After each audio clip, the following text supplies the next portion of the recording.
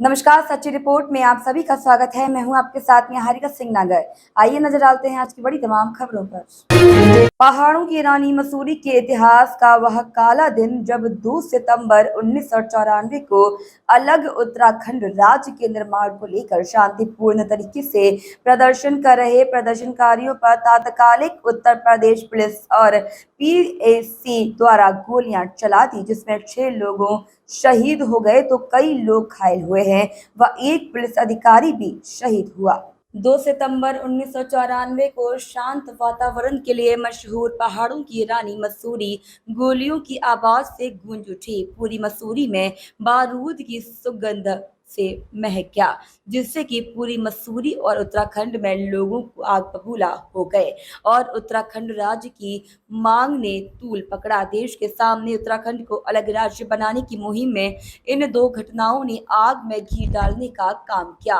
इन घटनाओं के विरोध में उत्तराखंड से लेकर दिल्ली तक कई सार्वजनिक सभाएं आयोजित की गई। इन शहीदों के खून से ही 2000 में उत्तराखंड को अलग राज्य का दर्जा मिला है।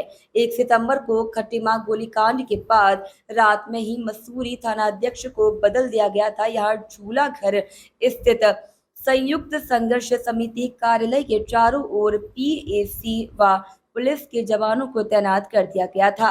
1 सितंबर को खटीमा गोलीकांड के बाद मसूरी में लोगों में भारी आक्रोश था, जिसको लेकर 2 सितंबर को आंदोलनकारी खटीमा गोलीकांड के विरोध में शांतिपूर्वक तरीके से 1 सितंबर को उधम सिंह नगर खटीमा में हुए गोलीकांड के विरोध में क्रमिक अनशन कर रहे थे। इस दौरान पीएसी व पुलिस ने आंदोलनकारियों पर बिना पूर्व चेतावनी के अकारण ही गोलियां बरसानी शुरू कर दी, जिसमें आंदोलनकारी बलवीर सिंह नेगी, धनपत सिंह, राय सिंह बंगारी, मदन मोहन ममगाई, बेलमती चौहान और हंसा धनाई शहीद हो गए। साथ ही सेंट मेरी अस्पताल के बाहर पुलिस के सीओ उमाकांत त्रिपाठी की भी मौत हो गई थी। इसके बाद पुलिस ने आंदोलनकारियों की धरपकड़ शुरू की। इससे पूरे शहर में अफरा तफरी मच गई।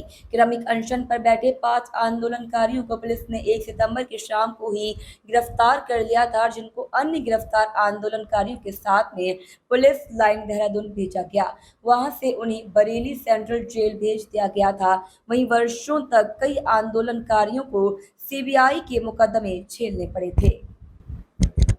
बता दें, आंदोलनकारियों ने कहा कि गोलीकांड के बाद पुलिस 86 आंदोलनकारियों को बरेली सेंट्रल जेल ले गई और आंदोलनकारियों के साथ बुरा बर्ताव किया गया। उन्होंने कहा कि मसूरी में पुलिस ने जुल्म की सारी हदें पार कर दी थी। लोगों को घरों से उठाकर मारना पीटना आम बात हो गई थी। कहा कि जिन सपनों के लिए राज्य की लड़ाई लड़ी गई वो अब तक पूरे नहीं हुए हैं। पहाड़ से पलायन रोकने में सरकारें असफल रही हैं। भू कानून को लेकर कोई ठोस नीति नहीं बन सकी है।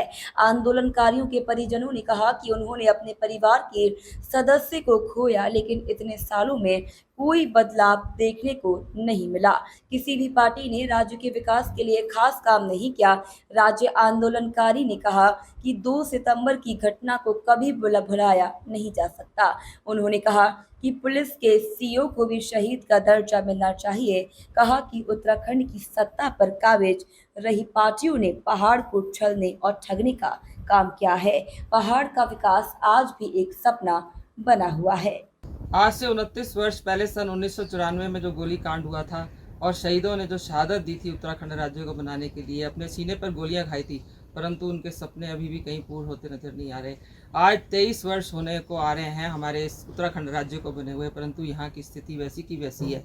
जो यहाँ की मेन समस्याएं हैं, पलायन, रोजगार, स्वास्थ्य, शिक्षा, वो ज्यों की त्यों बनी हुई है, क्योंकि पलायन के नाम पे बच्चे यहाँ से, क्योंकि उनको रोजगार नहीं मिल पा रहा और वो दूसरे राज्यों में काम करने जा रहे हैं। लगभग 3000 गांव उत्तराखंड के जो है भूतिया घोषित हो चुके हैं। इसी प्रकार शिक्षा के नाम पे भी शून्य है, क्योंकि हमारे जो सरकारी विद्यालय हैं, लगभग 500 विद्यालय जो है वो बंद कर दिए गए हैं, क्योंकि उनको ये संभाल नहीं पा रहे थे और शिक्षा में निजीकरण होता जा रहा है। निजी क्षेत्र जो है शिक्षा में पांव पसार रहे हैं। कोई भी सरकार द्वारा ऐसा महाविद्यालय या विद्यालय नहीं खोला जा रहा जहाँ की बच्चे शिक्षा प्राप्त कर सके।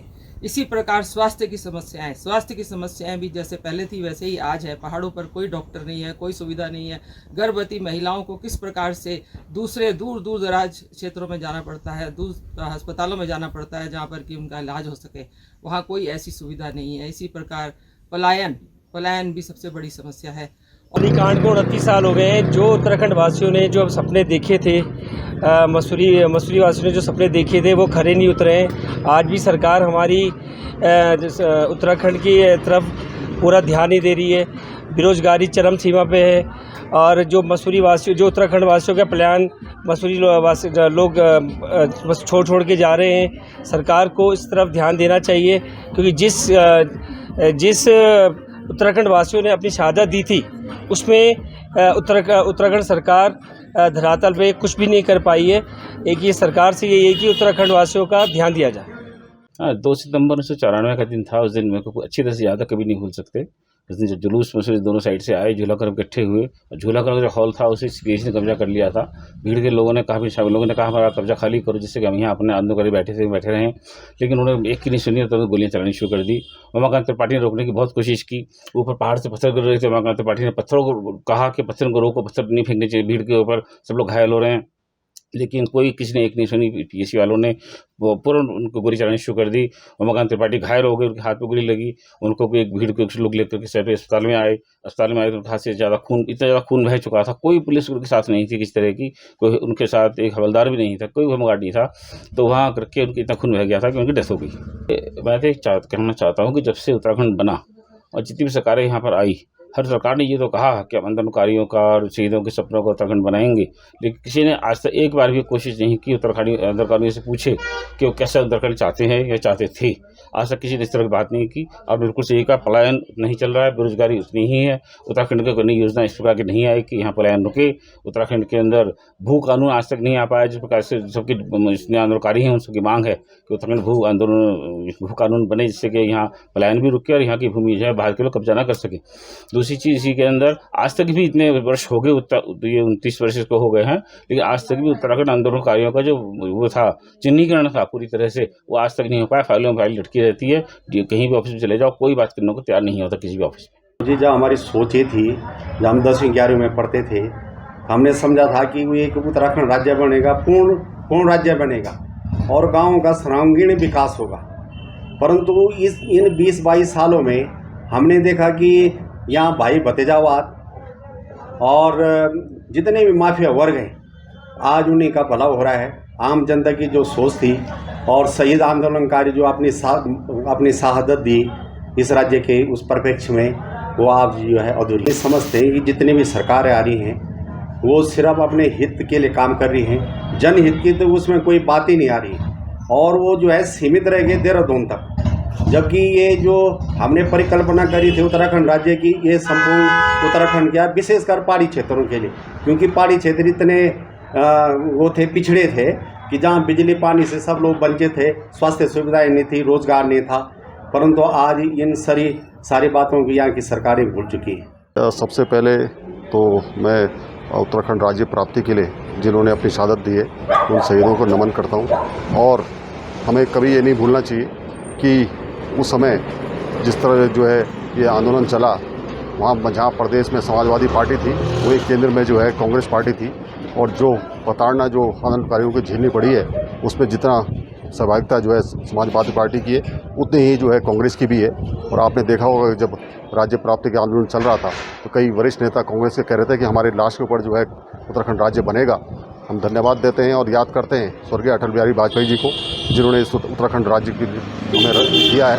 और भारतीय जनता पार्टी अटल जी ने राज्य बनाया और मोदी जी संवारेंगे, इस मूल मंत्र पर चलते हैं। और आपने देखा हो कि लगातार जब से भारतीय जनता पार्टी की सरकार बनी है, लगातार जो है उत्तराखंड राज्य जो है प्रगति पर है। और जो सपने आंदोलनकारियों ने और जो संघर्ष जो किया है उनके सपनों को साकार करने के लिए भारतीय जनता पार्टी की सरकार लगातार काम कर रही है। कि लगातार जो मसूरी के क्षेत्रीय विधायक भी हैं और वर्तमान में कृषि मंत्री भी हैं, तो उनके द्वारा लगातार दौरे किए जा रहे हैं और ग्राम विकास, हॉर्टिकल्चर और कृषि के माध्यम से लगातार जो है लोगों तक पहुंचने का और उनको रोज़गार उपलब्ध कराने का, और जो हमारी मंडियां हैं और जो हमारे जो वहाँ के मूल व्यंजन हैं उनको प्रोत्साहित करके उन लोगों को, वहाँ के लोगों को समूह बनाकर उनको रोज़गार देने का प्रयास किया जा रहा है। और मैं मानता हूँ कि जिस तरह का पलायन राज्य में हो रहा है उसका मूल कारण जो है रोज़गार है। और निश्चित ही जिस तरह से हम छोटे छोटे उद्योग और पर्यटन को बढ़ावा देंगे तो रोज़गार यदि हम जो है पहाड़ों में देने में कामयाब होंगे तो निश्चित ही पलायन रुकेगा।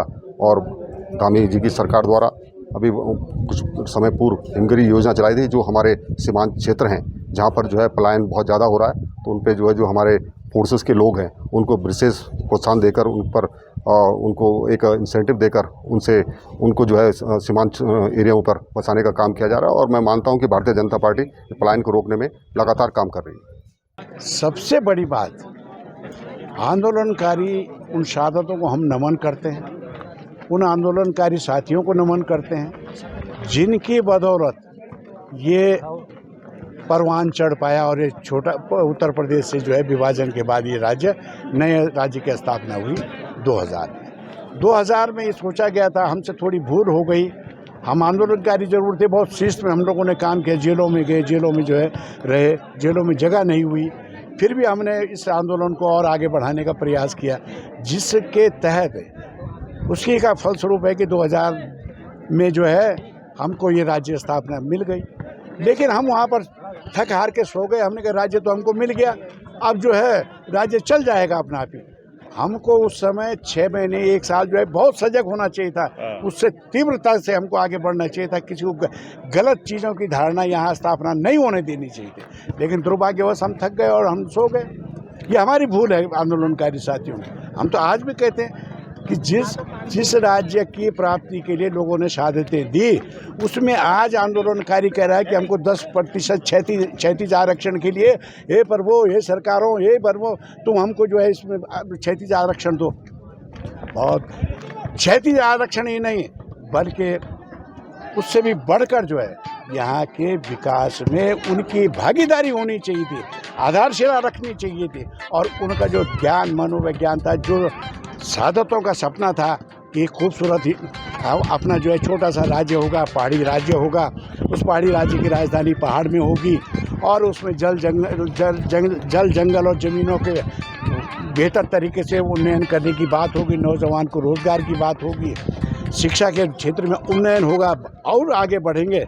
लेकिन दुर्भाग्यवश ऐसा कुछ बहुत ज़्यादा तेज़ी से हो नहीं पाया। 30 साल होने जा रहे हैं। अगर इसका पूरा आकलन किया जाए, जिस आधार पर हमने उत्तराखंड की मांग की थी या उत्तराखंड राज्य बनाया था, आज अगर देखा जाए तो धरातल पे इस तरीके का कोई भी हमें कार्य देखने को नहीं मिलता। पलायन यहाँ से निरंतर हो रहा है, यहाँ के युवा बाहर जा रहे हैं। जिस युवा के लिए हमने उत्तराखंड बनाया था, आने वाली पीढ़ी अगर हमारी जो उस समय भी उत्तर प्रदेश में बाहर जाती थी रोज़गार के लिए, कई चीज़ों के लिए, अपनी जीविका चलाने के लिए, आज भी कहीं ना कहीं आप देख सकते हैं वो लोग आज भी बाहर जा रहे हैं। तो कहीं ना कहीं जो मकसद उत्तराखंड को बनाने का था वो आज हमें देखने को नहीं मिल रहा है। कई सरकारें आई, कई सरकारों ने काम किए, लेकिन उस तरीके का कोई कार्य नहीं हो सका जिसके कारण यहाँ का युवा, यहाँ के लोग, यहाँ पर आप देख सकते हैं कि मसूरी गोलीकांड में जैसे 6 शहीद जो हमारे जिनकी शहादत हुई थी, कहीं ना कहीं वो लोग भी कहीं भी होंगे तो वो देखते होंगे कि जिस कारण हमारी